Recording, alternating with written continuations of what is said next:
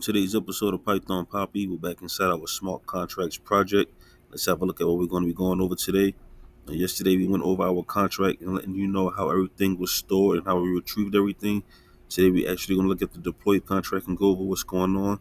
So as you can see here, if we go all the way down here, we can see our starting favorite number is 7. Let's go over to our favorites.vi file.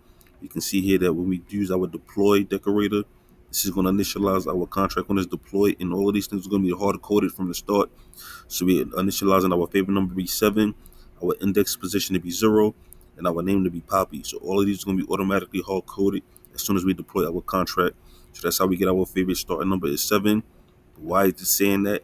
If you come over here, we're seeing that our starting favorite number is actually going to be a variable that contains our favorite contract dot retrieve. Retrieve is the function that we use to actually view our favorite number from the favorites contract. We're going to store it in the favorite number or the starting favorite number. Then we're going to use a print F statement saying the starting favorite number is.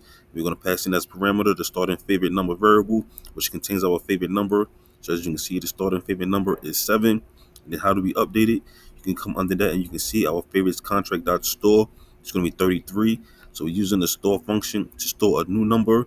And again, anytime we use the store function, it's going to overwrite whatever we had previously. So you're going to say favorites contract.store 33. We're storing a new number. Then we're going to use the print statement again with an if statement. We're going to say updated favorite number. We're going to pass in a parameter of favorites contract.retrieve, saying that we're going to retrieve the favorites contract again. And that new favorites contract has a new stored number of 33.